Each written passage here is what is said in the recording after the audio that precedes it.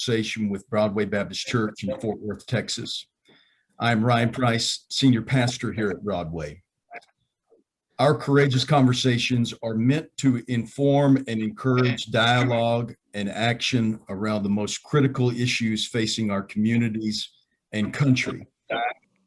One of those most critical issues facing America now is the issue of voting rights. Following on the heels of the 2020 presidential election, which has been widely and falsely claimed to have been stolen, a debate over access to the ballot is now front and center in state houses across America, including our own state house here in Texas. This conversation is intended to inform us about what is at stake in these debates and what we, as people of faith, should do about it.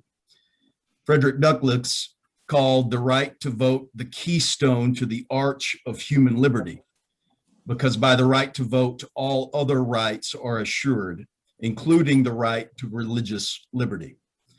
We are looking forward to this important conversation on this sacred right, and we thank our esteemed panelists for joining us in this discussion.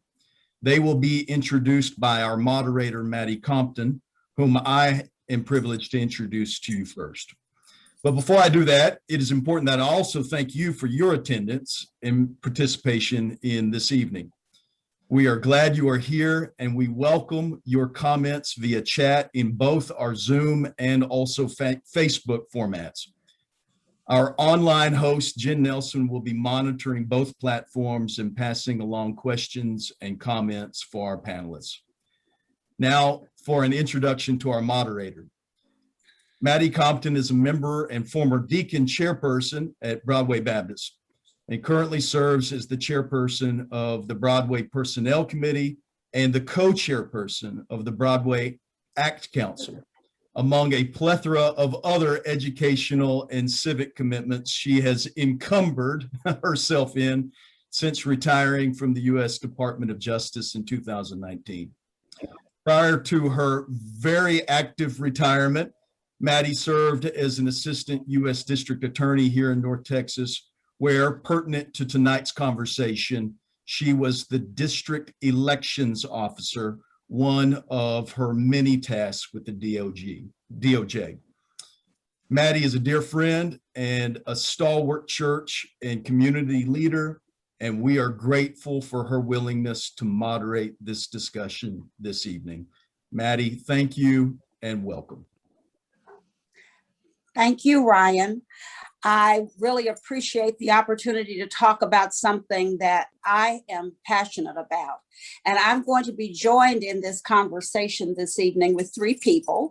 I'm just going to give you a brief description of who they are. In our chat, you will find a link to their bios. I don't want us to spend a lot of time introducing people, since the conversation is critical. So we're going to hear from first Jesse Gaines, and he is a local litigator. He is a civil rights and voting rights attorney. Then you're going to hear from Stephen Reeves, and he is the Director of Advocacy and the Executive Director of Fellowship Southwest, which is a partner in CBF, the Cooperative Baptist Fellowship. And then you're going to hear from the Minister of Justice from the 12,000 member congregation of Friendship West Baptist Church, Danielle Ayers. So I'm going to begin with, that was a very pertinent quotation from Frederick Douglass, but I also want you all to think about this. The President of the United States at the time of the passage of the 1965 Voting Rights Act was Lyndon Baines Johnson. And he said, a man without a vote, and I'll add, and a woman without a vote, is a person without protection. So, this is directed to Jesse. When this nation was founded in 1776, white men had the right to vote. following the Emancipation Proclamation in 1863 and the ratification of the 15th Amendment in 1870, African American men had the right to vote, and women attained the right to vote with the ratification of the 19th Amendment in 1920. So one would assume that we've all had this right to vote and it's been secured for all Americans. But if the audience is looking at your bio, they can see that you have been doing voting rights litigation for more than 20 years. So I guess I want you to tell our audience tonight, what have you been litigating about? What has happened that it would be necessary for us to be engaging in voting rights litigation? And tell us what you think made that litigation necessary. Thank you very, very much. First, I want to thank this great church for putting on this great activity. It is very, very important. One thing I sort of read every morning before I get moving is the letters from the Birmingham jail. And those of you who know what I'm talking about. That is a Clarendon call. And I don't believe he had any research books with him when he put that together. But the bottom line is that the last 20 years, what I've been involved in is not only is voting rights litigation, but all of the activity, most of it started after the 2008 election. There was an election in 2008 where a great number of persons went out to vote. And when those great number of persons went out to vote, there was a movement, a strange movement all of a sudden to make certain that that never happened again. And that started the changes. Changes in terms of voter registration, changes in terms of voting absentee, changes in terms of all kind of voting rights that we had taken for granted. And it has a great impact. Then we have been involved in redistricting litigation is what we do mostly because we're in a state where I don't care what happened, the state of Texas was put under the Section 5 of the Voting Rights Act in 1975. Even though the Voting Rights Act was passed in 1965, because of a courageous young woman out of Fifth Ward in Houston, got elected to Congress, and she said Texas needs to be under the Voting Rights Act. Everybody knows I'm talking about Barbara Jordan, and she pulled that off. And ever since then, every redistricting cycle, starting with 1980, we have had to sue the state of Texas. Every time. 2011, we sued them the last time over redistricting. They moved straight from redistricting to voter ID. And as soon as we finished voting ID, we just finished the redistricting case 2018. As soon as they finished the voting ID case, here come the 2020 election. We're going to start all back over again. The 2020 election, all kind of voting restrictions have been put in place that we're going to have to challenge. And one of the reasons we're having to do all this work now is that in 2013, a case called Shelby versus Holder, we're all familiar with that case. That is a case where Section 5, actually Section 4 of Section 5, was declared unconstitutional in a 5-4 decision. Section 5 of the Voting Rights Act was probably one of the greatest laws passed since the Reconstruction laws that were passed. We moved from an era where persons were not had all kind of restrictions put in place, and those restrictions were taken down. And one of the simplest things about the Section 5 is that when Southern states, the original Southern states and those that were joined later, as well as some other states were brought in later, when they made voting changes, they had to submit them to the Justice Department in Washington. And Washington had to sign off on those changes. or they would have to go to court in the DC circuit. So Washington, I know a lot of times I would get calls from the Justice Department asking me about the local changes that they proposed, and we would comment on it. So that was preempted, meaning that we had a way to stop discriminatory things from going into effect. After the decision of 2013, we no longer have that. We have to file lawsuits against every possible thing that happens. And as most of you know, there is not a lot of resources available to handle these kind of cases. So we're spending a lot of time filing lawsuits now of things that happen that we could have prevented from happening if Section 5 of the Voting Rights Act was in place. And as all of you are aware, we're working tirelessly to try to get some form of Section 5 back.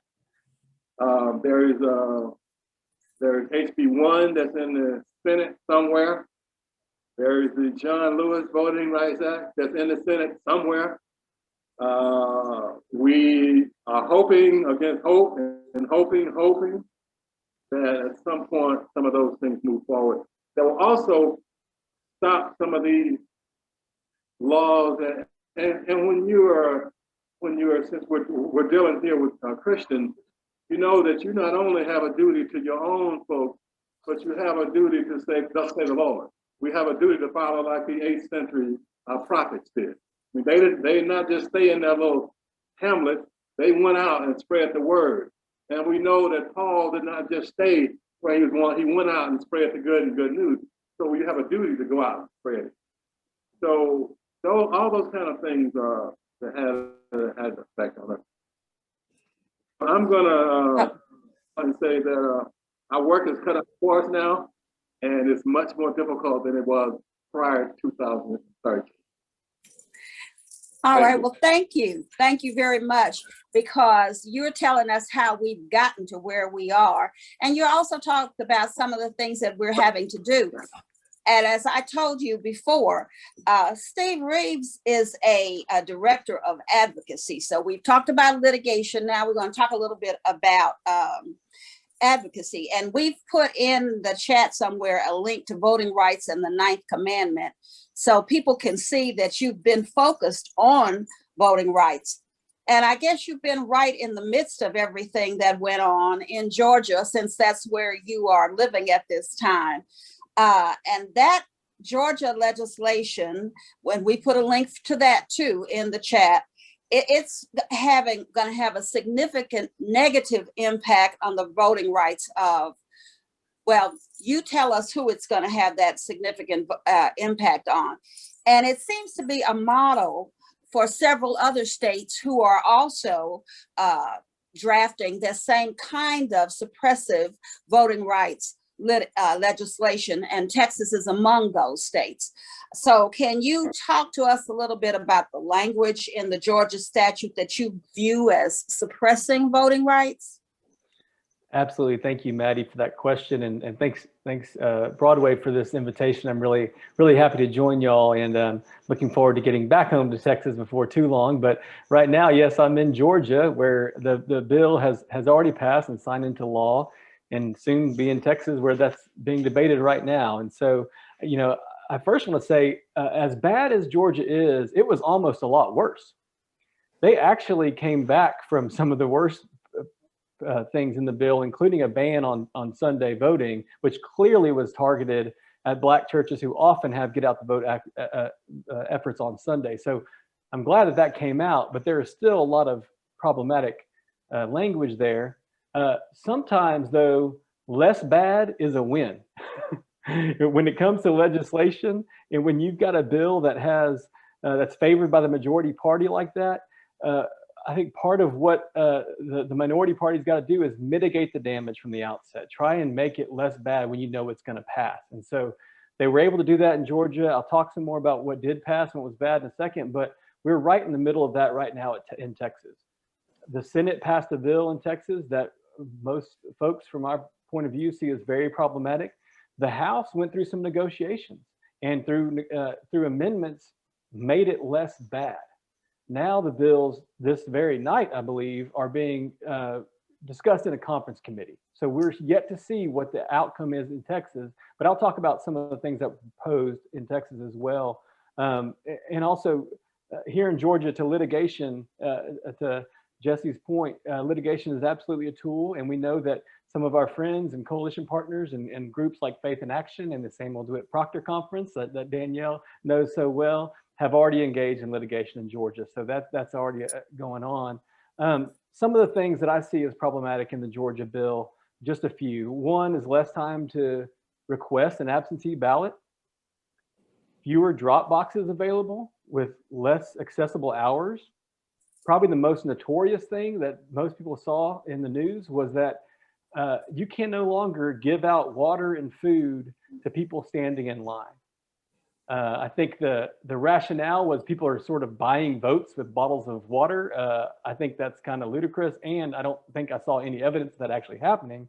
But obviously, if you've got a long line, and some people need sustenance, you need to stay there, and if you can't get food and water, you may just give up and leave, and that's problematic. The last thing I'll mention is there's a mechanism in there for the state officials to essentially take over local elections. And you know, I can't give you the details of exactly how that happens, but I know when you've got a state with one party leading, and then you've got locals with different party, that's problematic and rife for abuse, I think, in this scenario. So there's a real similarity, though, I want to point out between what did pass in Georgia and what's on the table in Texas, what's passed in the Senate. And that is there's a focus only on measures that large urban counties have taken to make voting easier and more accessible for folks. And of course, these areas are likely to be heavily Democratic and much more likely to have a higher minority population of Black and Brown Latino folks. And so in Georgia, the bill that passed into law, there's a ban on mobile voting sites, which are kind of like RVs or trailers they moved into precincts where people can go vote. The only place that's ever been used is Fulton County, center of Atlanta, the highest Black population in the state. In Texas, the bill that passed the Senate, there are provisions that only apply to counties with over 1 million folks.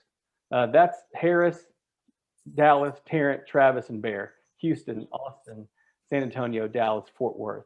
That would mean there would be a ban on things like drive-through voting, which they had in Houston, and 24-hour polling places, which they had in Houston. Both of those have seemed to have led to a higher minority turnout in the last election. Finally, in the Senate bill that's passed now in Texas, how these counties' polling places would be distributed, how many polling places the counties can have, is based upon the share of registered voters in each House district that's in that county. Now, that sounds complicated and convoluted, and it doesn't sound like it has anything to do with race on its face. It seems neutral. But what the impact would be, it would be fall on poor, minority, and heavily Democratic districts. And so to put that into perspective, there's a great Texas Tribune article I recommend to you to look at that and see how that would impact. But in Fort Worth, Representative Ramon Romero's HD House District 90 would lose half of its polling places. And that district is 77% non-white, 77% minority.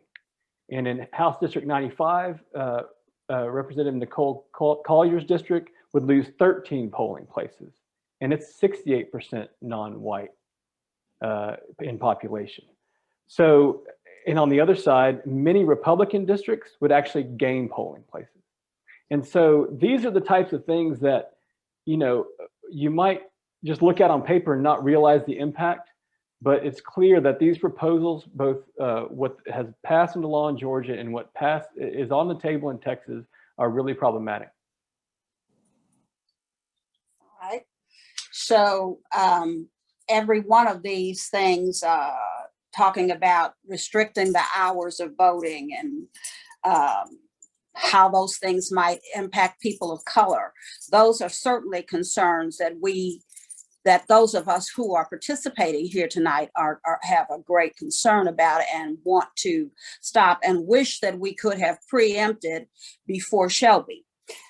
But so you doing advocacy and sort of monitoring legislation, whereas if you're looking at Danielle's bio in the chat, then you know that she's the Minister of Justice at Friendship West Baptist Church. And there are a lot of things that she is the Minister of Justice for economic justice, and for housing justice, and for predatory lending, things of that nature. But her role is to do things like mobilization and organization. So we've got litigation and advocacy. And now I would like for her to talk to us about what she does and how her role as the Minister of Justice relates to voting, because it's not listed in her bio. As it says politics, but it doesn't say voting. So I'd like to hear from her how she sees that as being tied into the work that she's doing in terms of justice, because we all know that justice is mandated in Micah 6:8, and there's lots of scripture about judgment and justice. But what does that exactly mean, and how does voting tie into that? Well, again, thank you so much to Pastor Ron and Broadway Baptist Church for this invitation. I'm always excited to be in that virtual space with so many other people who are on the front lines and who are always doing what we can to be civically engaged. So I get asked this question quite often: what does that title mean? So, and I also want to bring you greetings on behalf of Friendship West Baptist Church, which is pastored by Reverend Dr. Frederick Douglass Haynes III, in which I've had the privilege of serving as a pastor of justice for about 16 years now. And so, wow, time really flies. I didn't realize till I said it out loud. And so when I talk about what I do, I look at it, and I'm glad you said Micah 6:8, because for me, when the scripture says, do justice, love mercy, and walk humbly with thee. So the first part of that, do justice. So for me, that means three things. One, what does it mean to have a right relationship with yourself?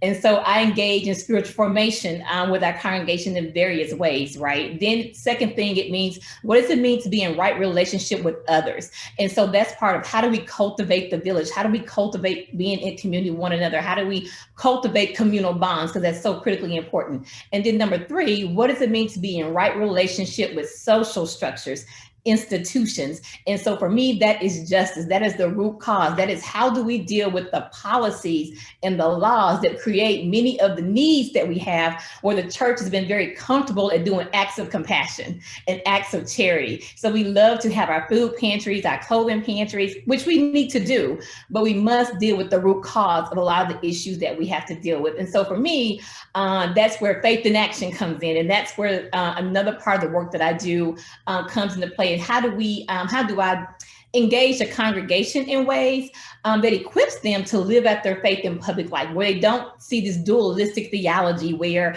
God only cares about our soul, but not the body? And how do we tap into really our African sensibilities of God does not have a separation of body and soul, that God cares about our lives between Sundays? And so for me, we're going to talk about the issues that plague our communities, and we talk about the lack of resources in our communities. If we want to talk about the ways in which we do not have access to life-giving, life-sustaining resources, like our counterpoints north of the Trinity River here in Dallas, then that has to come down to politics. That has to come down to who is deciding where resources are distributed through either policy or by law. And so to do that, we also have to look to those who are elected, who we elect to serve our interests, who are elected then to serve the interests of our communities, that we might flourish, that we might remain spaces where, in places where things like justice, peace, love, liberation, and healing can take place. And so that connects to voting, because we have to make sure that we are equipped and we understand what the issues are. We understand how those issues impact us. And then it better helps us understand and ask the questions about who's running for office. Do they represent our interests? Do we give our power over to people simply because of name, simply because someone says you should vote for them? And how do we also show people that who you vote for can directly impact, right?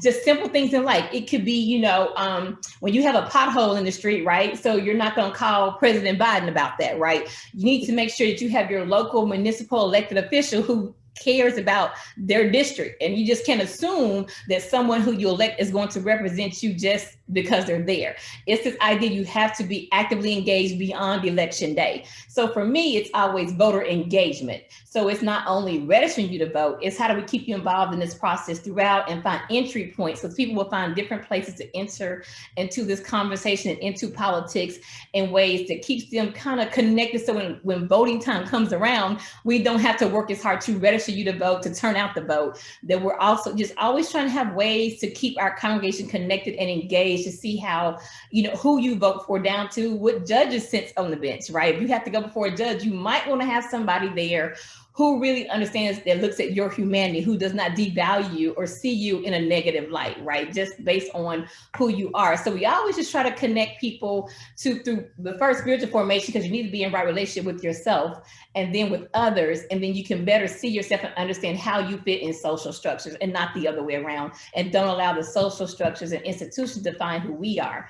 We need to define what that is for ourselves. But we have to exercise our right to vote to do that. And I would be remiss if I did not say, for me personally, I anchor this work in the tradition of Fannie Lou Hamer, who I say, if not for her work in 1964, her boldness, her ability to be unafraid to testify before the Credentials Committee and to tell the truth to this nation in ways in which in that era she could have been swinging from a tree, but she stood tall, she told the truth in love, right? And so not only that, I think for her, she understood what it meant to be a good Christian woman, was to then be outside of the church and to challenge then those institutions that for her were contrary to the word of God, right? So she was kicked off of Marlowe's plantation. She said, the day I was kicked off the plantation was the day I began to do work for Christ. Because I think for Fannie Lou Hamer, she saw Christ as Lord and Savior, but she also saw Christ as a liberator, you know, as a revolutionary person, one who,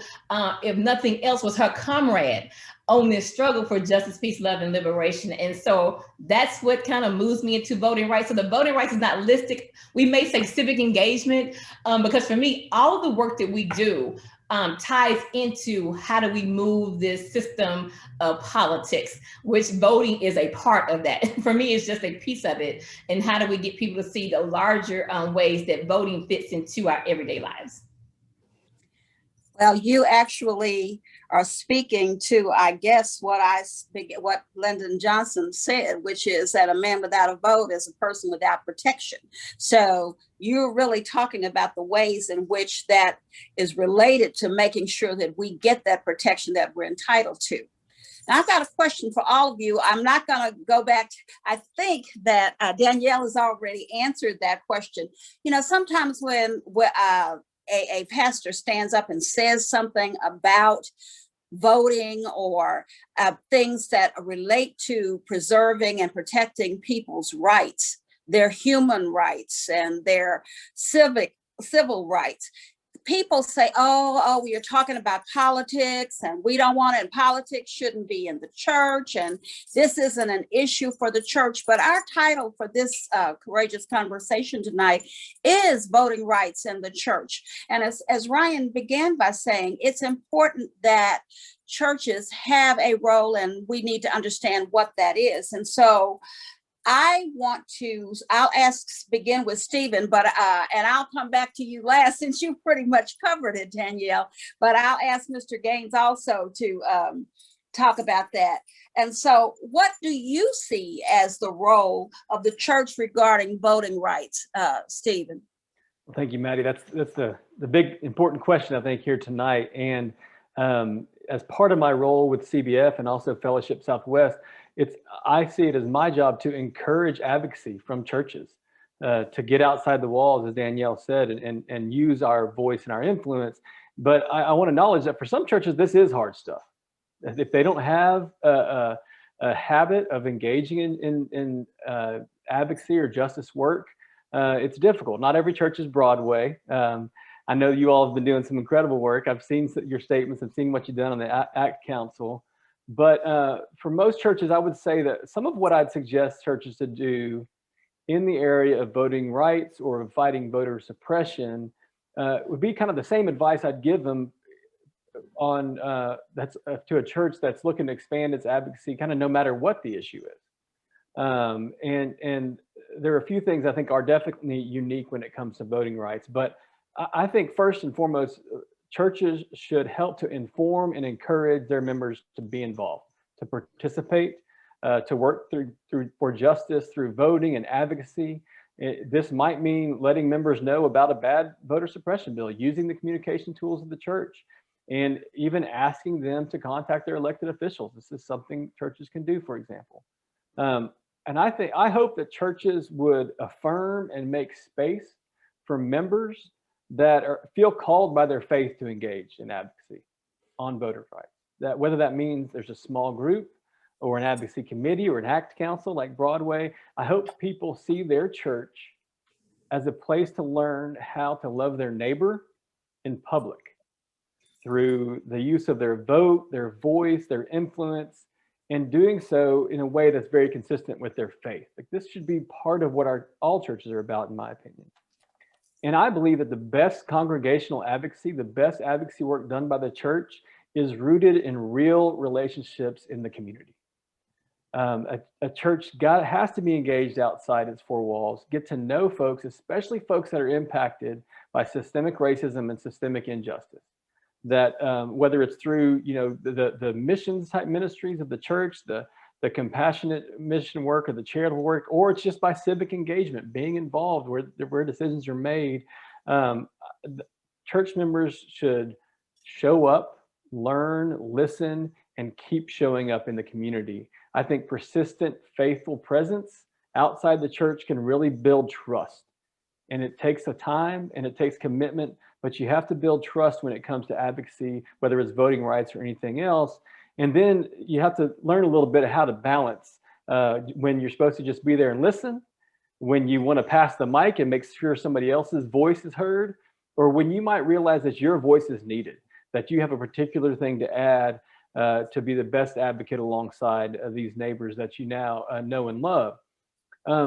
When it comes to voting rights and voter suppression, I think it can be particularly difficult if you're in a church culture that values nonpartisanship, right? Most churches don't want to get involved too much, especially churches I know, in seeing like they're too partisan. And these issues of voting, suppression and voting rights are intensely partisan. It's about parties maintaining power. And so while, I don't recommend that churches go the route of supporting or opposing individual candidates, churches can certainly weigh in on issues. And I think at some point, we have to make sure our commitment to doing justice, as we're called and commanded and already reminded tonight, and to loving our neighbor is more important and stronger than our desire to remain, to appear nonpartisan. There's got to be a real judgment of values here. And I think Christians absolutely have a duty to think of voting rights from the perspective of their most vulnerable neighbors, whether that's historically disenfranchised voters, those working multiple jobs or night shifts, voters without childcare, elderly voters, voters with a disability. Churches should be advocating to make sure voting is accessible for these folks. I think that's what Jesus calls us to do. That's who we need to have our focus on. And then finally, I think when it comes to voting rights, we really have to recognize and understand history. That these are not happening in a vacuum. Each of these bills, each of these efforts, they are tied to history. And I think too often, white folks in particular, look at a bill or a particular incident, maybe even an incident of police violence, for example, as a single action and not tied to the larger scope of history.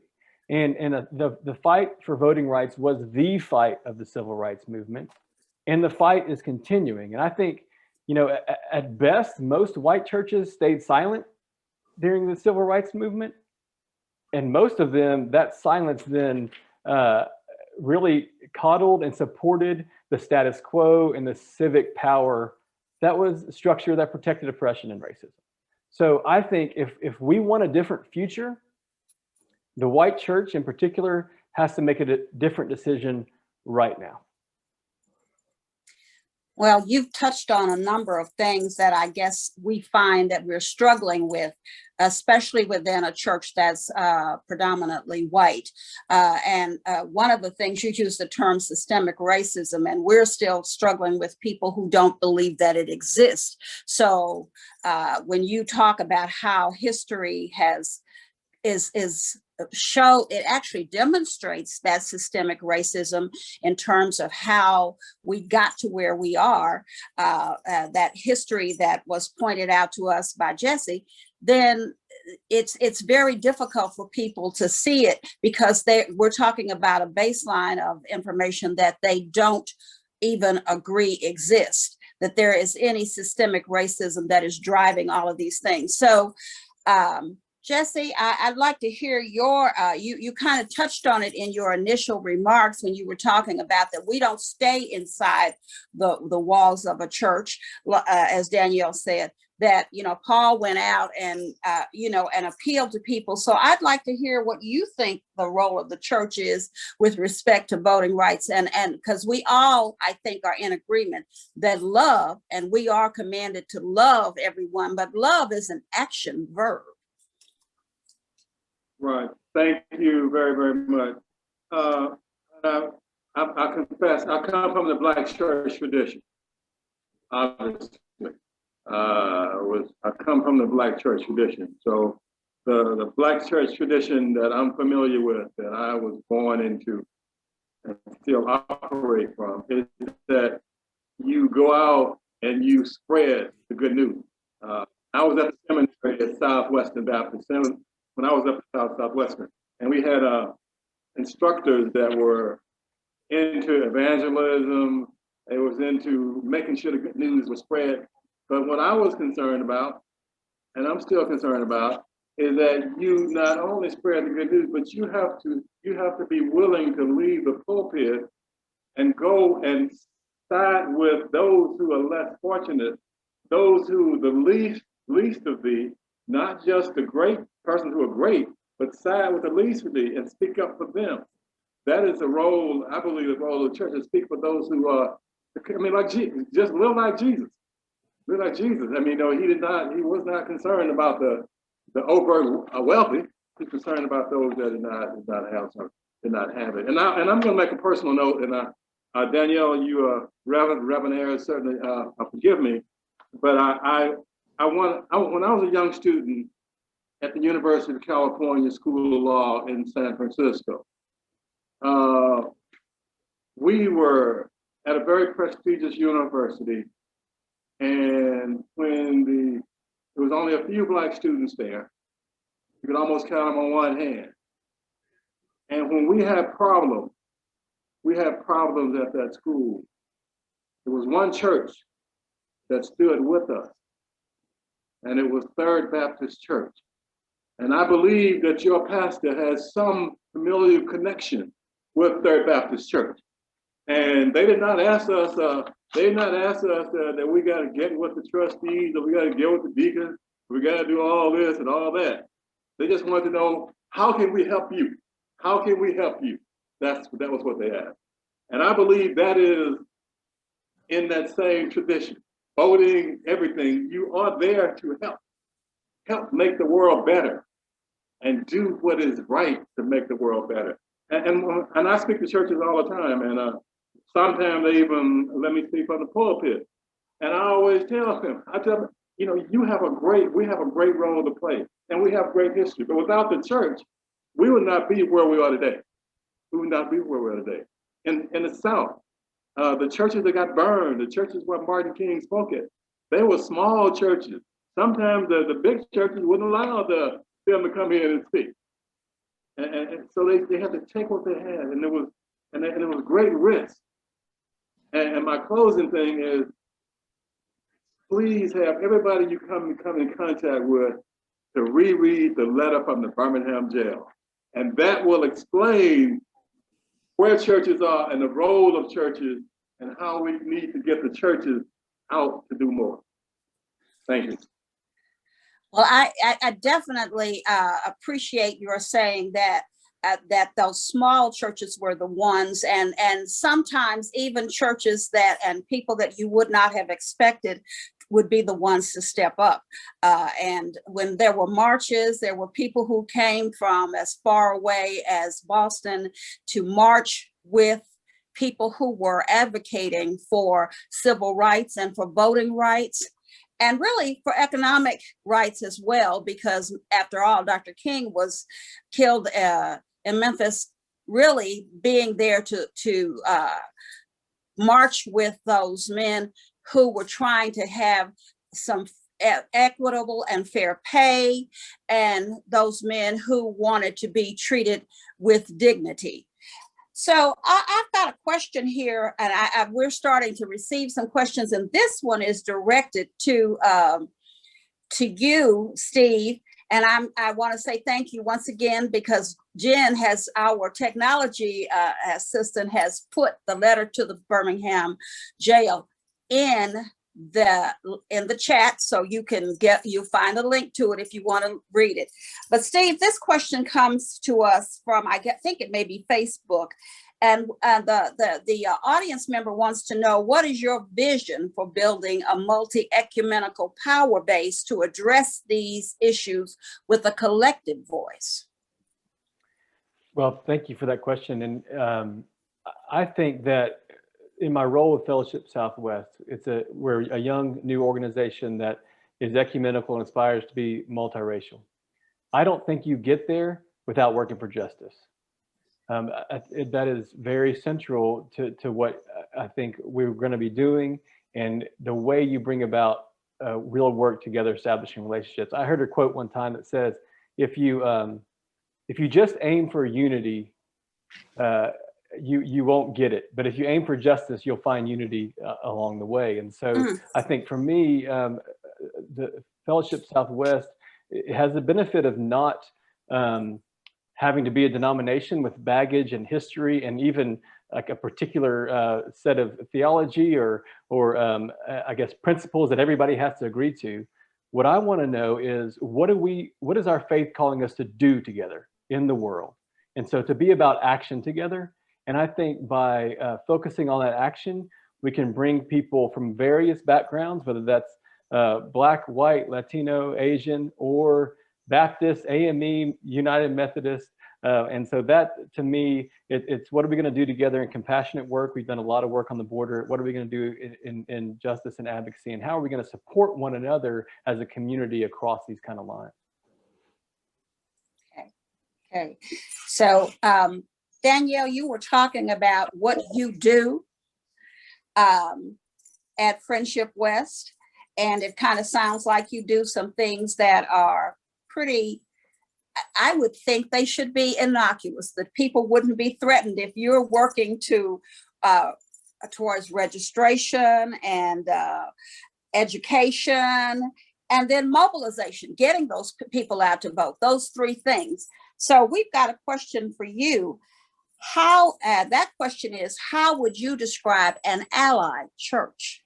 What would you describe as an ally church? Yeah, so for me, an allied church would be one that is not centering themselves in the moment. It would be one that is an active listener. It will be one who will be willing to give up their power and privilege in order to make space and room for those who do not have maybe that same access they may have, particularly to corridors of power, right? To me, those for me are the essentials of what it means for me to say I have a good ally in any type of work that I do.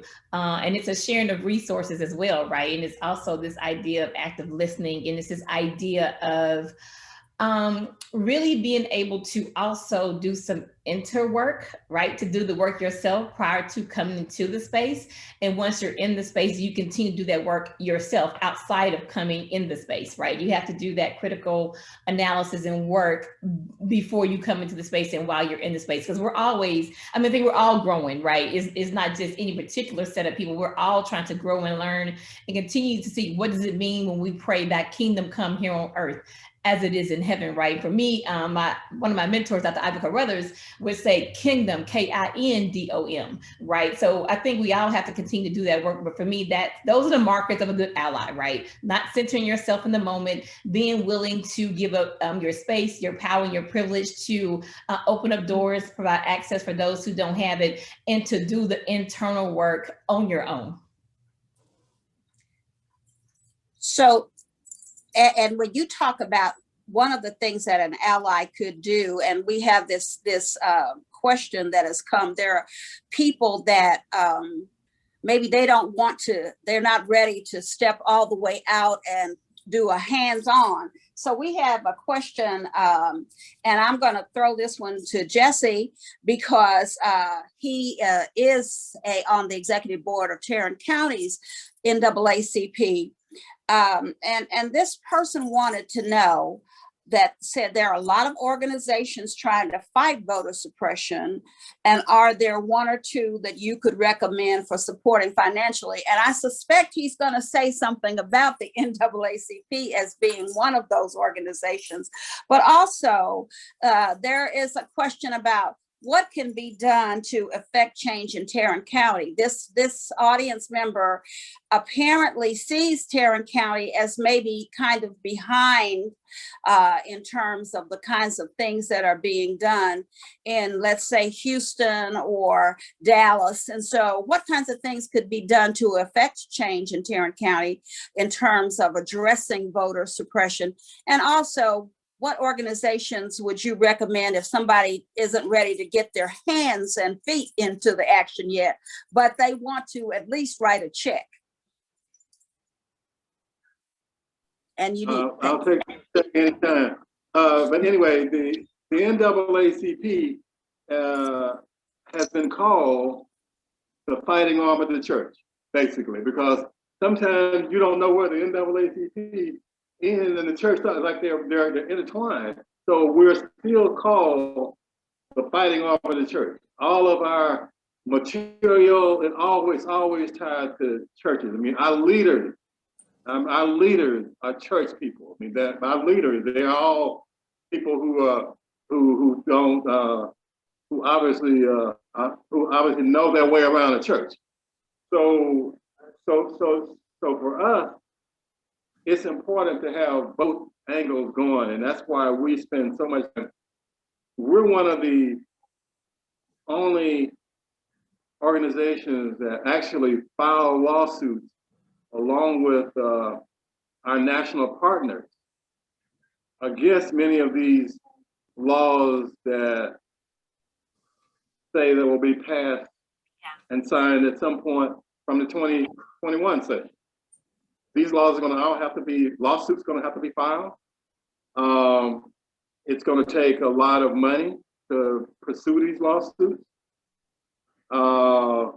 When we go in San Antonio to go to court, if we elect to file them there, I mean, our opposition, they're staying on the river walk in fancy hotels, and we normally stay in little places where we can we don't even know if there is a river walk. But the basic bottom line is you do what you have to do to serve, thus said the Lord. You go out and you fight. You can't just give up, throw your hands up and say, I give up. And persons who are not willing to step, I understand when you step out there, especially today, I mean, you get attacked all kind of ways. You get attacked on Facebook, you get attacked here, attacked here, attacked there. You're under constantly attacked. And you have to, but in the basic bottom line is that we as Christians, and that's who we're dealing with here specifically, is that Christians have to be willing sometimes to speak up, and you have to be willing to stand for what is right. You cannot always put it off on somebody else. You have to be willing to stand. And I tell people, a lot of times I get called, people want me to help them all the time. Help me do this, help me do that. I said, well, first, you need to try to help yourself a little. You got to be willing to help yourself a little, and then let me help you. So it's it is something that requires great consideration, great thought. And I thank you for that. But certainly, if anybody is interested in, certainly supporting this organization, you can certainly contact Mrs. Compton, and she obviously knows how to get in touch with all of the persons who are on the leadership of the Fort Worth County branch of the NAACP. Well, that fear, Thank you. Jesus said, to when he was going out and getting his disciples, he told them to leave everything and go with him. And we saw what happened to somebody who was fighting for justice and for voting rights and civil rights. I mean, the Medgar Evers and Dr. King himself, all of those are people. So fear, it may be a part of it. And that's another question that we've gotten for all of the panelists tonight is if you think that fear is a factor in why so many churches don't want to step up and talk about this particular issue, and what is it that they're fearing? Anybody? Well, I'll say that absolutely. I think fear is a part of the problem, and I think it's not necessarily unfounded. Like this is risky for some folks, especially depending upon the makeup of your church. If you're going to weigh in on something that's so partisan, who's not going to be happy in your congregation. So there is fear. I don't think the question is, will there be blowback? The question is it worth it? Is it faithful? And so it is a difficult thing to do. And folks, pastors and other church members have to be discerning and feel called and be sure. Count the cost, I believe, was as scripture says. But fear is definitely a problem. And how many times does it say, be not afraid in the scriptures? And so that's really, it's hard, but important.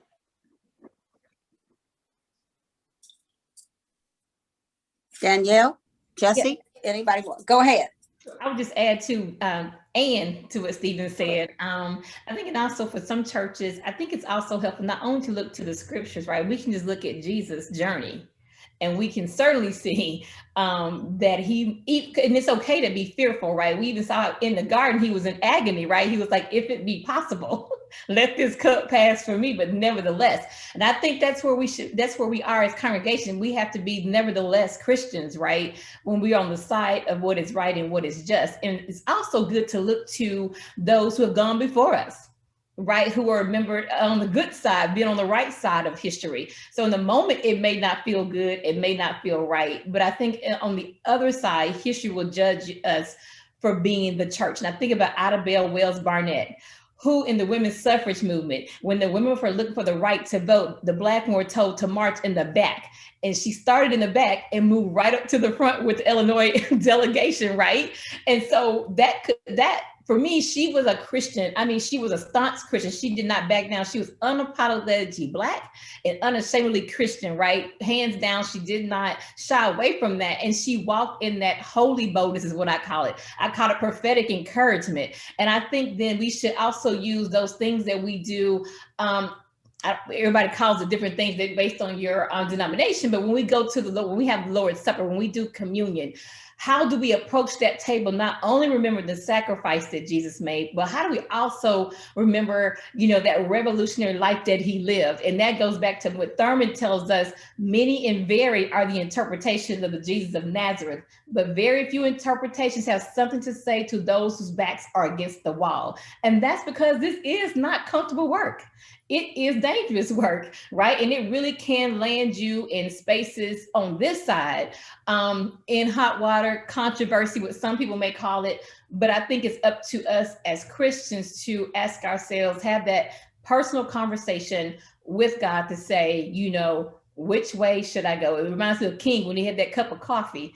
early in the midnight hour, right? When God just told him, don't worry, you go on, I am with you. And that's what the moment we have to come to. And I think the soul of this nation, right? The battle for the soul of this nation is not over. It is, if nothing else, it is becoming more intense. And I think the church has to be, in King's language, the headlights and not the taillights. And you can't be the headlights if you're not willing to put something at risk. And I think that's part of what it means to be, in my opinion, to be Christian. Well, that's certainly everything that all of you have said has been true, but the fear sometimes too may come from church leadership when people are afraid, am I going to see the impact of this in the collection plate? Am I going to see the impact of this on the membership rolls? People are going to step away. And so you just have to keep moving forward and doing what is the right thing without and figure out how you are going to respond to it. Because, you know, we can pivot and do whatever we need to do. And the pandemic has taught us that's why we are meeting here and having this discussion here tonight on a Zoom webinar rather than in an auditorium. Although in a way, you know, you have to look for the blessing in everything. We are probably reaching people who might not have made it to the sanctuary or to a fellowship hall to hear this this discussion tonight. So I want each of you to we've got about 3 minutes left before we wrap up. And I'd like to know what you would think would be a perfect voting setup. You know, for me, personally, I want us to have a voting holiday where everybody gets to vote and everybody who's eligible is automatically registered. But that's my view. I'd like to hear from all of you about what you think would be a great voting rights system for our country. Not only the federal, but I mean across the nation, states, in every jurisdiction.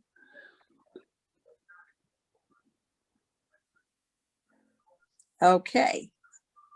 Well, I would love to hear Jesse's response to this. I bet he's got some good ideas. Yeah. Well, yes, I will. I'll respond. I think you know, all of the things you said, Ms. Compton, is certainly very relevant, and we would like to see a system. If you look at the United States compared to other industrialized countries, the same level and all this, we have one of the lowest voting rates of the other countries because we don't make it easy for persons to exercise their right to vote. There needs to be, voting holiday, whatever. There needs to be automatic registration. There need to be every conceivable way persons should be made aware of and encouraged to vote. There should not be any kind of, and we're talking about in Georgia, giving people they don't want to give people water. We should have lunch for them. I mean, those things, you want people to go and exercise their right to vote. And I think that demonstrates that we know why we have went backwards, what we have now, because of what happened in 2008. Persons should not be afraid of change. They should not be afraid of a change in America. Don't be afraid. Embrace a changing America.